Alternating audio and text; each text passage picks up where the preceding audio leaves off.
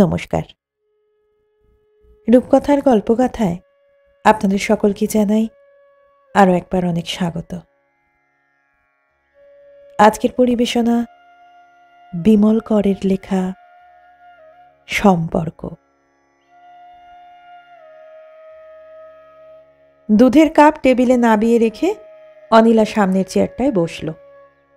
শৈলেশ বলল, আজ আবার কে এসেছিল? তোমার কোনো ফ্রেন্ড? কথাটার অর্থ বুঝতে অনিলার দেরি হলো না। তাকিয়ে তাকিয়ে খাবার ধরন দেখল শৈলেশের। ডিমের তরকারি মুখে দিয়েই রেখে দিয়েছে শৈলেশ। 4টে মাত্র পাতলা রুটি, অতি কষ্টে যেন দুটো খেয়েছে। শীত পড়ায় কদিন থেকে বাঁধাকপির পাতা আর গাজর, বিট, টমেটো এইসব সবজি দিয়ে স্যুপ না স্টু খাবার বাতিক হয়েছে। নিয়মিত দুবেলা অনিলাকে রেঁধে দিতে হয়। সেই স্টুয়ের বাটিটাও ছুঁয়েছে কি ছোঁয়নি, ভাজাভুজিয়ে কিছু মুখে দিয়েছে। অনিলা প্রায় নিঃসন্দেহ হল।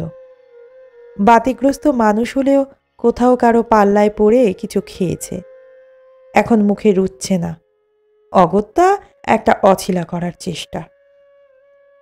জবাবে অনিলা বলল,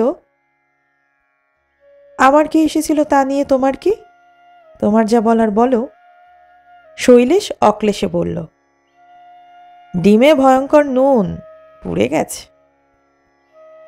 তোমার ওই স্টু না কি ছাই, ওটাই বুঝি খুব ঝাল হয়েছে? ওটা অখাদ্য, টেস্টলেস। রুটি? শৈলেশ আর রুটির খোঁজ বর্ণনা করল না, বলল, তোমার কোনো জিনিসে মন নেই। রান্না করতে বসে বন্ধু বান্ধবদের সঙ্গে গল্প জুড়লে এইরকমই হয়। অনিলা অনেকক্ষণ যাবতই অসন্তুষ্ট, এবারে বিরক্ত হলো। রাগের গলায় বলল, তুমি কাকে কি শেখাও? আমি কচি খুকি নাকি? তোমায় কে শেখাবে?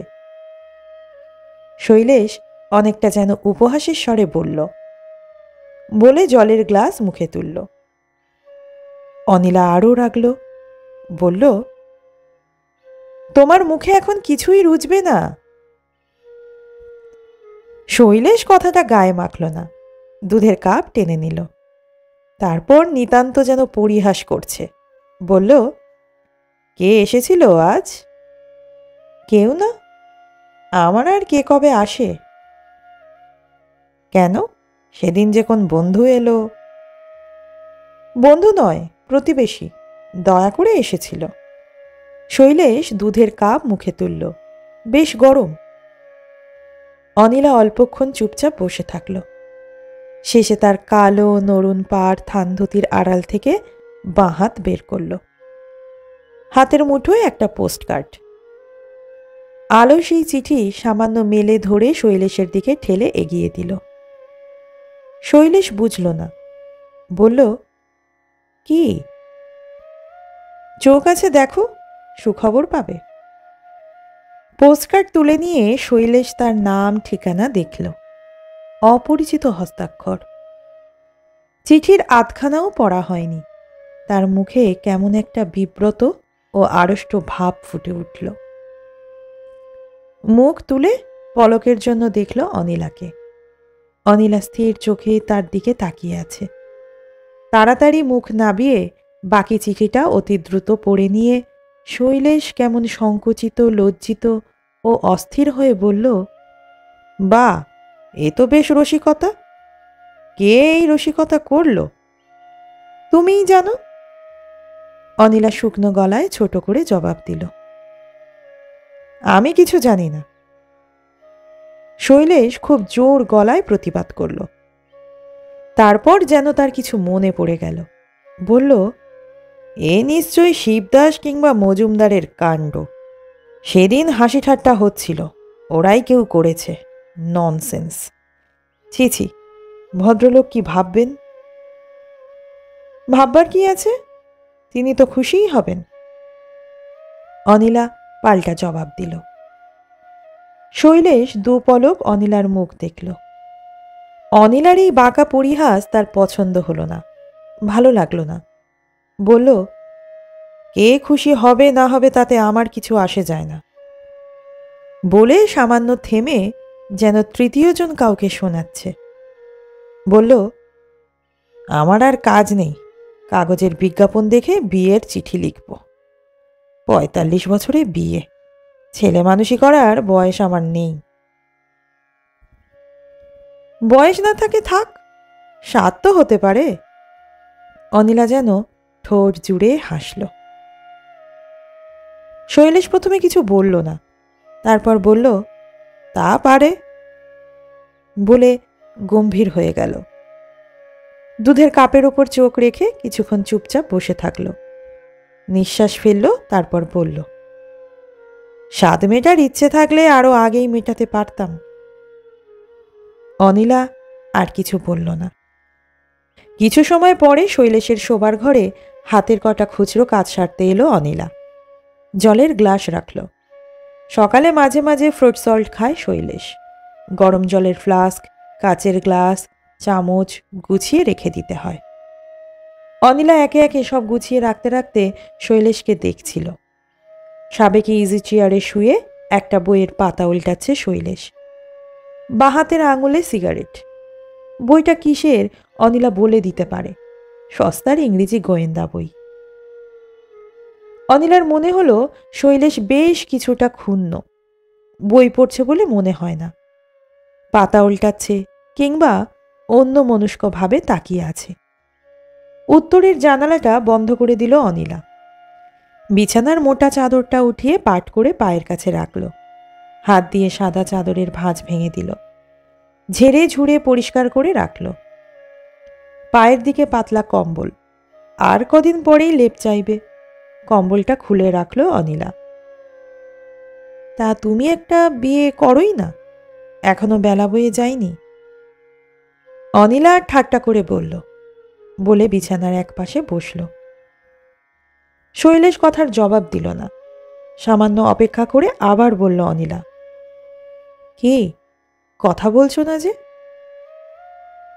হাতের বই মুড়ে শৈলেশ জবাব দিলে, বাজে কথায় লাভ। ও হাই ওঠানোর মতো মুখ হাঁ করল, হাত উঠিয়ে আলস্য ভাঙল, অর্থাৎ যেন অনিলাকে বোঝাতে চাইল তার ঘুম পেয়েছে, সে ঘুমোবে, এবার তুমি যাও। অনিলা উঠল না, হাসল, চাপা হাসি, বলল, রাগ করেছ? না, কিসের রাগ। শৈলেশ সিগারেটের শেষ টুকরোটুকু ঠোঁটে ঠেকিয়ে শান্ত গলায় জবাব দিল, তোমার এই রাগের মানে হয় না। চিঠিটা ডাকে এসেছে, আমি তোমায় দিয়েছি। তোমার অফিসের বন্ধুরা কে কি ঠাট্টা রসিকতা করেছে আমার কি তা জানবার কথা? অনিলা নরম গলায় বলল, চিঠির জন্য আমি তোমায় কিছু বলিনি। বেশ, বলনি। এখন আমি যা বলছি তাই শোনো। এখনো তোমার বিয়ের বয়স পেরিয়ে যায়নি। সত্যি, একটা বিয়ে করে ফেলো। শৈলেশ কোনো কথা বলল না, সিগারেটের টুকরো ফেলে দিয়ে উঠে দাঁড়ালো। শুতে যাওয়ার আগে সে অ্যালার্ম ঘড়িতে দম দেয়, বরাবরের অভ্যেস। টেবিল থেকে ঘড়ি তুলে নিয়ে দম দিতে লাগলো। অনিলা কয়েক দণ্ড বিছানার ওপর হাসি মুখেই বসে থাকলো। তারপর উঠে দাঁড়িয়ে হালকা গলায় বলল, যা বললাম ভেবে দেখো। শীত তেমন কিছু না, নভেম্বরের মাঝামাঝি, তবু এই শীতের শুরুতে কেমন করে ঠান্ডা লেগেছিল। কাল সারাদিন গায়ের হাতে ব্যথা এবং মাঝে মধ্যেই হাঁচি হয়েছে। আজ সামান্য সর্দি ভাব, হয়তো তাই চোখ জ্বালা করছিল। মুখ বিস্বাদ। অন্ধকারে শৈলেশ অন্যমনস্কভাবে নিজের কপাল দেখল। গরম লাগছে না। পায়ের ওপরকার কম্বলটা কোমর পর্যন্ত টেনে নিল শৈলেশ। অনিলা বাস্তবিক কি ভাবল, কিছু মনে করছে কিনা শৈলেশ বুঝতে পারল না। কেমন বলল, তুমি একটা বিয়েই করো না, বেলা বয়ে যায়নি। কথা শিখেছে খুব, কিছু বলতেই মুখে আটকায় না আজকাল। অক্লেশে বলল, বয়স না থাক, স্বাদ তো হতে পারে। শৈলেশ অন্য সময় এতটা ক্ষুব্ধ হতো কি হতো না বলা যায় না, কিন্তু আজ হয়েছে। অনিলার উচিত ছিল কিছু বলার আগে কথাটা ভাবা। বিয়ের স্বাদ হলে অনেক আগে না হোক 2-4 বছর আগে সে বিয়ে করতে পারত। তখন বয়স 40-এর নিচে এবং অবস্থাও সামান্য বদলে এসেছে। একটা বিয়ে করা তখন একেবারে অসম্ভব ছিল না। চাই কি, চাকরি করা কোনো মেয়েকেও বিয়ে করা যেত। মানুষ মানুষকে কোনোদিনই ভিতরে ভিতরে বুঝতে পারে না। তোমায় আমি ওপর থেকে যতটুকু দেখছি, তোমায় আমায় যতটা কথা হলো, সামাজিক কি পারিবারিক আদান প্রদান, তার ওপরই তোমায় দেখছি, কিংবা আরও একটু বেশি হয়তো। এই অনিলা আজ 8-9 বছর তার সংসারে। মনে করলে হাসি পায়, দুঃখও হয়। এলো যখন তখন 18-19 বছরের মেয়ে, রোগা, নির্বোধ, চরম দুস্থ। মনোরঞ্জনকে নাকি মুগ্ধ করেছিল, আর মনোরঞ্জন, যার কোনো চালচুলো ছিল না, দায়িত্ব ছিল না, নিতান্ত হাউইবাজি। আগুন লাগতেই সব কাজে হুশ করে জ্বলে ওঠে, ছিটকে পড়ত এবং অচিরে ছাই হয়ে যেত। সেই মনোরঞ্জন কাঁথি থেকে মেয়েটাকে ঘাড়ে করে নিয়ে হাজির। বলল, আমার বউরে শৈল, বিয়ে করে ফেললাম। শৈলেশ বিমূঢ় হয়েছিল। এ কে? রংটা ফর্সা যদিও, তবুও গায়ে মাংস নেই যেন। শরীরে বাড় নেই, গড়ন পুরো ওঠেনি। লম্বা পাতলা মুখ, নাকটা টিয়া পাখির মতো, বড় বড় 2 নির্বোধ চোখ। পরনে একটা ঘোর লাল শাড়ি, সিঁথিতে চওড়া সিঁদুর। পায়ে বুঝি মনোরঞ্জনেরই চটি। আড়ালে শৈলেশ বলল, ওকে কে ঘাড়ে চাপিয়ে দিয়েছে তোর, নাকি নিজেই চেপে বসেছে? মনোরঞ্জন মাথা ঝাঁকিয়ে বলল, না রে, আমি চার্মড হয়ে গেলাম। মনের জোর যা, তুই বুঝবি না। সাপের মুখের সামনে পা বাড়িয়ে দিতে পারে। ওকে নিয়ে থাকবি কোথায়? এখন তোর কাছে তো থাক, পরে একটা হিল্লে করব। মনোরঞ্জন ওই রকমই, সম্পর্কে ভাই, মাস্তুতো, বয়সও সমান সমান, বন্ধু তো বটেই। কিন্তু এই বিয়ের বোঝা সে যেভাবে শৈলেশের ঘাড়ে চাপিয়ে দিল, তাতে শৈলেশ খুশি হতে পারল না। মা বললে, ঘরের বউ রাস্তায় গিয়ে থাকবে নাকি ওই বাউন্ডলের সঙ্গে? অনিলা তখন থেকেই এ বাড়িতে পাকাপাকি ঠাঁই পেয়েছে। মনোরঞ্জন অথবা মা কেউই তলিয়ে বোঝেনি শৈলেশের যৎসামান্য চাকরিতে এই বোঝা বয়ে যাওয়া কত কষ্টকর। হয়তো এতটাই কষ্টের হতো না যদি না শৈলেশ আরও কটা দায় দায়িত্ব বইত। দিদির সংসারে কিছু সাহায্য ছিল। দেশে জ্যাঠামশাইকে 25-30 করে টাকা মাসে মাসে পাঠিয়ে বৃত্তিঋণ শোধ করতে হতো। একবার ছোকের বসে শৈলেশ জ্যাঠামশাইকে লিখেছিল, বাবার ধার আমি শোধ করব, এ বিষয়ে আপনি মাকে কিছু লিখবেন না। জ্যাঠামশাই খুশি হয়ে জবাব দিয়েছিলেন, যোগ্য পুত্রের মতোই কথা তোমার, আজকাল কজন আর পিতৃসত্য পালন করে। সংসারের সে সময়কার চেহারাটা ভাবলে শিউরে উঠতে হতো। 28 টাকার চাকরিতে অন্ন, বস্ত্র, ঋণ শোধ, অসুখ বিসুখ, তারপরও কত কি। রোজগারের জন্যে তখন শৈলেশ ছেলেও পড়াতো, কখনো কখনো ইন্স্যুরেন্সের দালালি করত। জীবনের কয়েকটা জিনিস শৈলেশ খুব গোঁড়ামির সঙ্গে পালন করত। তার একটা ছিল সম্ভ্রমবোধ, অন্যটা দায়িত্ব। আত্মসম্মান, শোভনতা, ভদ্রতা ইত্যাদির জন্যে সে কখনো চাকরিতে খোশামত করেনি। দুঃসম্পর্কের আত্মীয়দের বাড়িতে ধর্ণা দেয়নি। শোভনতা ও ভদ্রতা বিষয়ে সে এত সচেতন ছিল যে ছেঁড়া লুঙ্গি পরে বাজারে যেত না, বন্ধুদের পয়সায় চা সিগারেট খেত না। দারিদ্র্যের নোংরামি সে ঘৃণা করত। দারিদ্র্যের জীবনে তার আপত্তি ছিল না।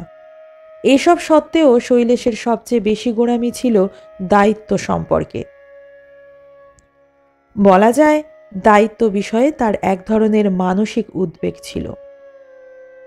সংসারের নানান দায়িত্বের সঙ্গে মনোরঞ্জনের দায়িত্বও কিছু ছিল। হুট করে বিয়ে করে এনে মনোরঞ্জন সেই দায়িত্ব স্থায়ীভাবে ঘাড়ে তুলে দিল। বিয়ের মাস ৫-৬ পরে মনোরঞ্জন কলকাতার রাস্তায় মশাল জেলে মিছিল বের করেছিল। সেই মশালের আগুনে একটা বাচ্চা পুড়ল, মনোরঞ্জনও পুড়ল। হাসপাতালে একটানা ৩ মাস বিকৃত বিভৎস চেহারা নিয়ে পড়ে থাকতে থাকতে মরে গেল। একপক্ষে ভালোই হয়েছে, বেঁচে থাকলে অক্ষম ও অবজ্ঞাত হয়ে থাকত। হয়তো অনিলাও সেই দগ্ধ ও কুরূপ স্বামীকে সহ্য করতে পারত না। মনোরঞ্জন একটু নাটুকে ছিল। হাসপাতালে দেখা করতে গেলে বলতো, শৈল, আমি বরাবরই জানতাম ঝট করে একদিন মরে যাব। সেই ছেলেটার জন্যে আমার ঘুম হয় না, কতদিন ধরে ঘুমাতে পারি না। আমি এখনো বেঁচে আছি কেন? ভগবানের এ বড় অন্যায়। হাসপাতালে অনিলার যাওয়া নিষিদ্ধ ছিল, মনোরঞ্জনই বারণ করত। ২-৪ বার অবশ্য অনিলা গিয়েছে কাঠের মতো, ফিরেছে কাঠ হয়ে। তাকে একদিনও কাঁদতে দেখেনি শৈলেশ, একমাত্র শবদাহের দিন ছাড়া। অনিলার ব্যাপারে মনোরঞ্জন বলেছিল, কোনো আশ্রম টাশ্রমে দিয়ে দিস পরে, তুই আর কত টানবি শৈল। আমি দুঃখ করব না, তুই ওকে মেয়েদের কোথাও একটা ঢুকিয়ে দিস। অনিলাকে অবশ্য কোথাও পাঠানো হয়নি, শৈলেশের পক্ষে তা সম্ভব ছিল না। মাও কোনোদিনই এতে রাজি হতো না। এর বছর ২ পরে মা পড়ল। রোগটা প্রথম ১ বছর ঠিকমতো ধরা পড়ল না। তারপর যখন ধরা পড়ল তখন থেকেই শৈলেশ বুঝল মার যাবার দিন এসে গেছে। যথারীতি মা চলে গেল। সংসার কেমন ফাঁকা হয়ে এলো তারপর। মনোরঞ্জন নেই, মা নেই, দিদিরা কাশিতে চলে গেছে। আর সাহায্যের প্রয়োজন হয় না, একমাত্র বাবার ঋণ তখনও শুধতে হচ্ছে। এ সময় শৈলেশের কিছু উন্নতিও হয়েছে। বিয়ে করার বাসনা হলে তখনই করতে পারত সে। একবার অফিসের চক্রবর্তীদা সে চেষ্টাও করেছিলেন। তারই এক বন্ধুর মেয়ে, ওই অফিসেই সবে চাকরিতে ঢুকেছে। তার সঙ্গে শৈলেশের বিয়ের কথা উঠিয়েছিলেন। ধরাধরি করেছিলেন খুব। শৈলেশের বন্ধুরাও বলেছিল, তোর আপত্তিটা কি? দেখতে শুনতে মোটামুটি ভালো মেয়েটা, ২ পয়সা বাড়িতেও আনবে, রাজি হয়ে যা। শৈলেশ মাথা নেড়েছে, না রে, এখন আর ঝামেলা বাড়িয়ে কি লাভ? ৪০ বছর হতে চলল প্রায়, এখন টোপর পড়তে পারবো না। বলতে কি, তখন অনায়াসে শৈলেশ বিয়ে করতে পারত। বউকে খাওয়ানো পড়ানো তার অসাধ্য ছিল না, কিন্তু করেনি। তারপরও ৩-৪ বছর কাটল। শৈলেশ এখন চাকরিতে অনেকটা এগিয়েছে। উন্নতি মন্দ হলো না, বাবার ঋণ শোধ হয়েছে। দায় দায়িত্ব বস্তুত আর কিছু নেই, এক অনিলা বাদে। অবশ্য আজকের অনিলা আর সেদিনের অনিলা এক নয়। সেই গ্রাম্য নির্বোধ অশিক্ষিত অনিলা আজ সব দিক থেকে পাল্টে গেছে।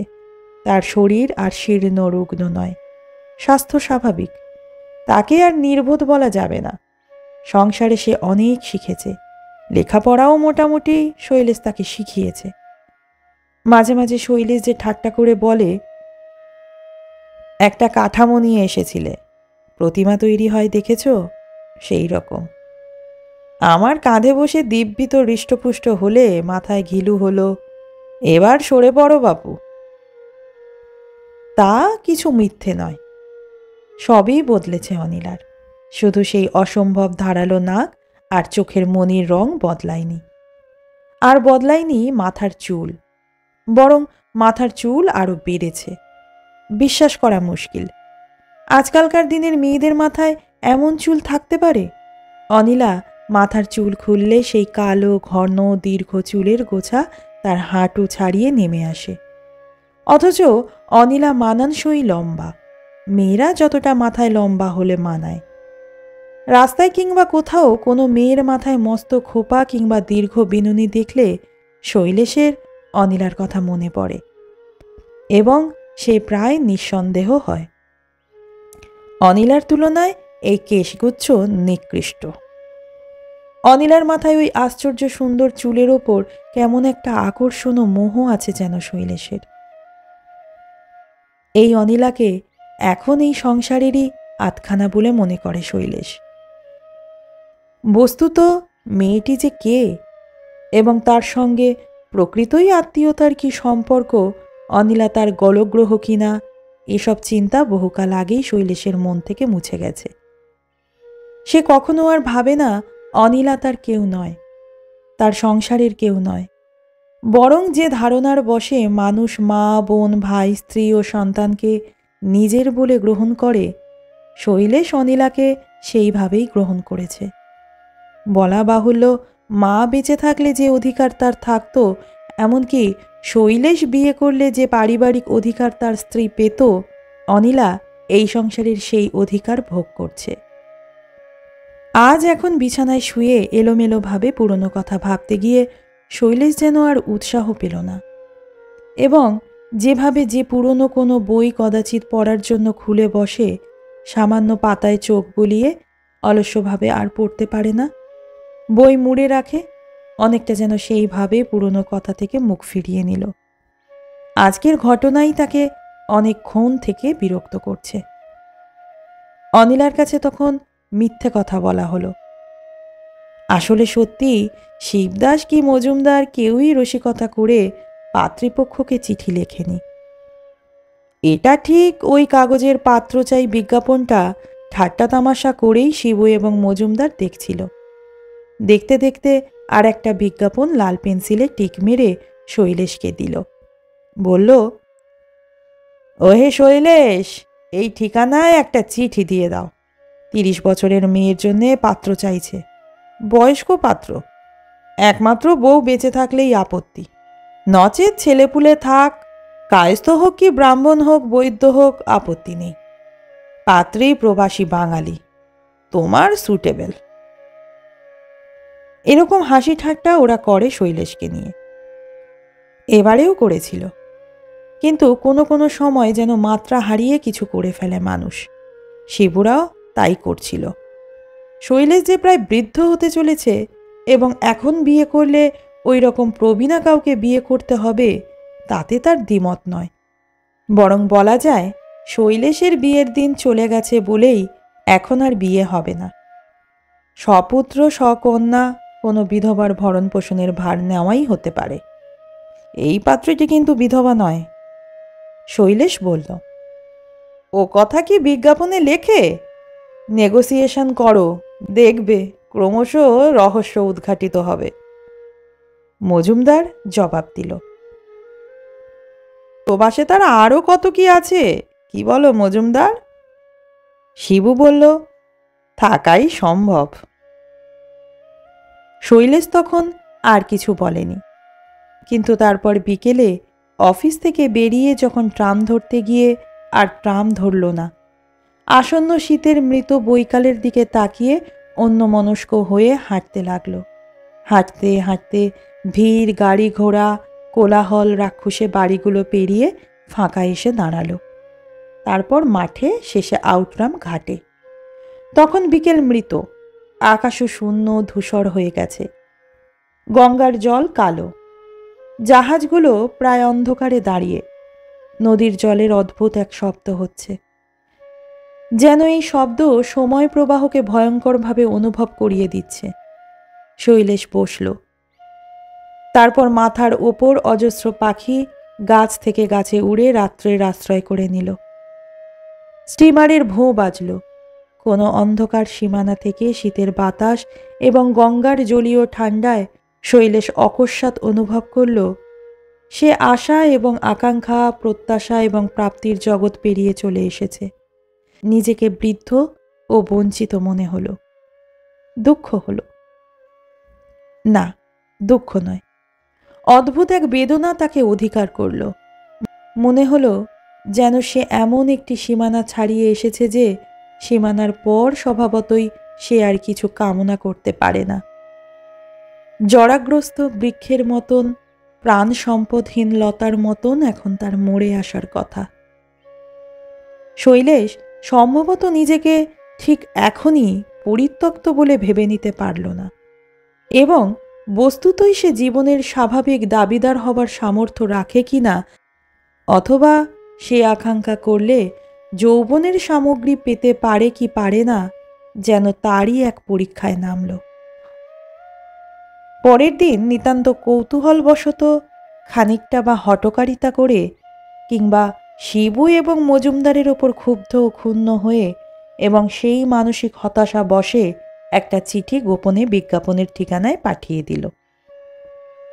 ঢিল ছোঁড়া হয়ে যাবার পর অবশ্য নিজের ছেলে মানুষিতে নিজে লজ্জিত হয়েছে শৈলেশ। কথাটা গোপনে রেখেছে। দিন দুই চার অস্বস্তির সঙ্গে কাটিয়ে ও বিষয়টা প্রায় ভুলেই যাচ্ছিল। সত্যি তার আর মনেও ছিল না ঠিক। অথচ আজ হুট করে একটা জবাব এসে গেল। চিঠিটা খামে এলেও কথা ছিল। পোস্ট কার্ডে কি করে ভদ্রলোকে বিয়ে থার কথা লেখে শৈলেশ ভেবে পেল না। ভদ্রলোকের উপর রাগ হলো। অত্যন্ত কৃপণ এবং জ্ঞানহীন ভদ্রলোক। নিজের ওপরেও অসন্তুষ্ট হলো শৈলেশ। সে কেন বাড়ির ঠিকানা দিল? কোন বুদ্ধিতে? এ পাড়ায় আসার পর শৈলেশ কেমন প্রত্যেকটি চিঠিতে পুরো ঠিকানা লেখার অভ্যেস করে ফেলেছে। সেই অভ্যেসেরই পরিণাম। যাই হোক, শৈলেশ ভাবল যা হবার হয়ে গেছে। অনিলা হয়তো কিছু মনে করলেও করে থাকতে পারে, উপায় নেই। সে এই চিঠির জবাব দেবে না। ঘুমোবার আগে শৈলেশ অবশ্য এই সান্ত্বনাও পেল যে এখনও সে বিয়ের বাজারে অচল হয়ে যায়নি। দিন 15 পরে আবার সন্ধ্যাবেলা বাড়ি ফিরতে অনিলা কিছু বলেনি। পোশাক আশাক ছেড়ে শোবার ঘরে বসে শৈলেশ এডগার ওয়ালেস পড়ছে। অনিলা চা এনে দিল। শৈলেশ বলল, তোমার আজ খুব সুমতি যে, ভেবেছিলাম এখন আর চা করবে না। চায়ের কাপ এগিয়ে দিয়ে অনিলা বলল, তোমার সেই বাড়িত বরণবাবু এসেছিলেন। কে বাড়িত বরণ? নামটাই ভুলে গেলে? অত ঢাকাঢুকির কি আছে? বিয়ে করবে করো, আমি কি মেয়ে ভাগিয়ে দিচ্ছি? নামটা ততক্ষণে মনে পড়ে গিয়েছিল শৈলেশের। অনিলার কথার ধরনটা তার পছন্দ হলো না। ও, সেই চিঠির ভদ্রলোক? তার আসার কথা ছিল? আসবে না, খোঁজ খবর করতে এসেছিল। আমি তাকে কোনো চিঠি দিইনি। কি করে জানবো?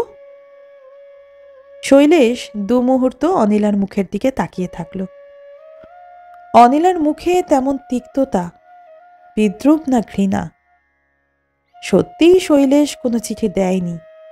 অথচ অনিলার মুখ দেখে মনে হলো অনিলা তাকে বিশ্বাস করেনি। বিশ্বাস কথাটাই মনে ছুরির ফলার মতো গাঁথল শৈলেশের। অনিলা তার কথা বিশ্বাস করল না। শৈলেশের মুখ কান গরম হয়ে নিঃশ্বাস দ্রুত হলো, চোখ জ্বালা করছিল। শৈলেশ বলল, ঠিক আছে, আবার যখন আসবে দেখা হবে। আমি রবিবার সকালে আসতে বলেছি।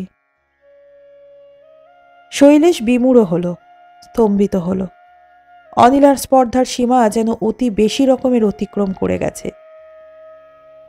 তুমি তাকে কেন আমার বাড়িতে আসতে বললে? শৈলেশ কর্কশভাবে থমকে উঠল। ভদ্রলোক রোজ রোজ ঘুরে যাবেন, তাই। অনিলা নির্লজ্জের মতন জবাব দিল, কে ঘুরে যাবেন কে যাবেন না সেটা আমি বুঝবো, তুমি নও। তুমি কে? আমার ব্যাপারে তোমার মাতব্বরি করার কি আছে? অনিলা তাকিয়ে তাকিয়ে বলল, মাতব্বরি? মাতব্বরি করিনি।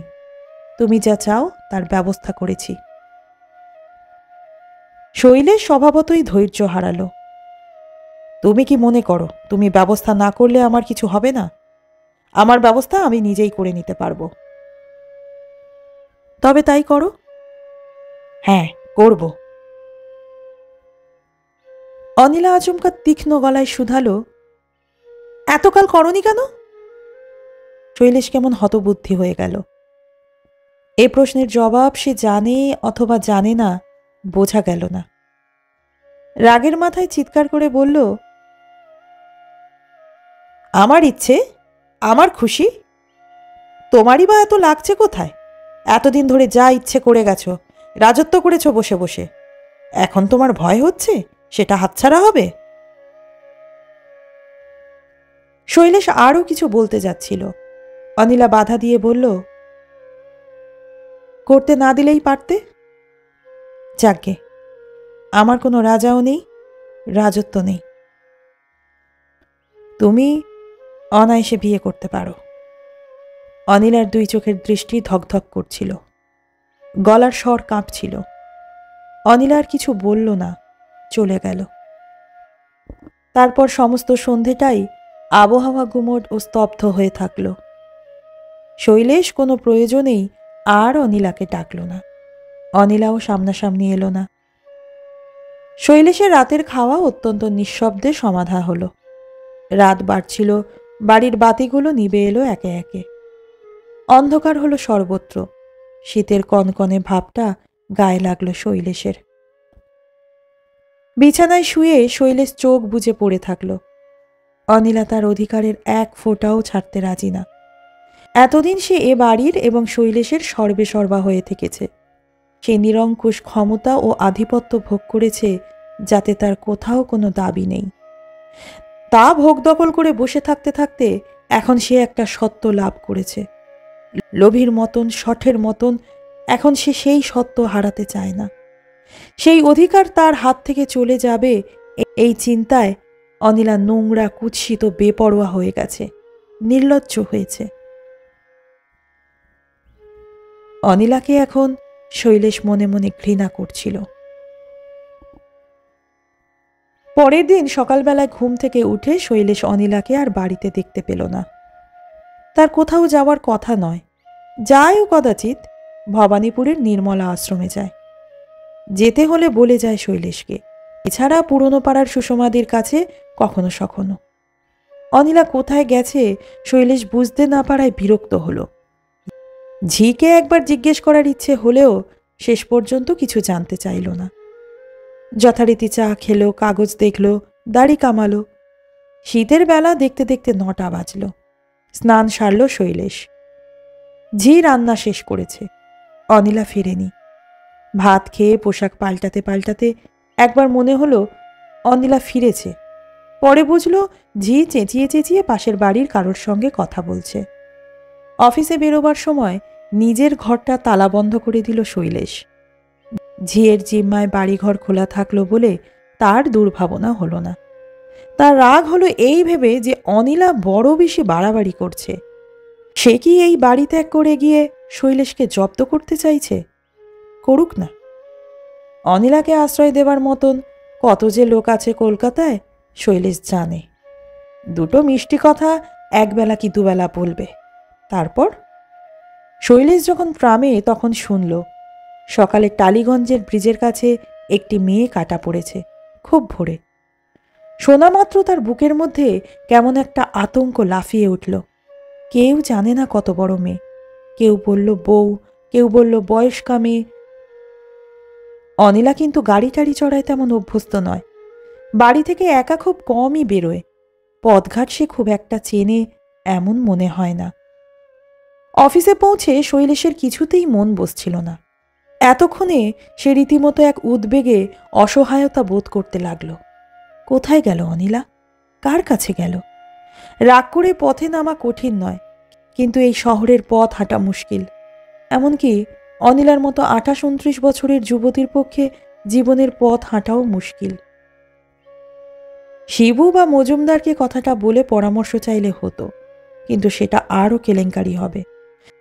মানুষের চোখ বড় সন্দেহ পরায়ণ। অনিলা কি রাগ করে বাড়ি ছেড়ে এসে আত্মহত্যা করল? আত্মহত্যায় শৈলেশের বড় ভয়।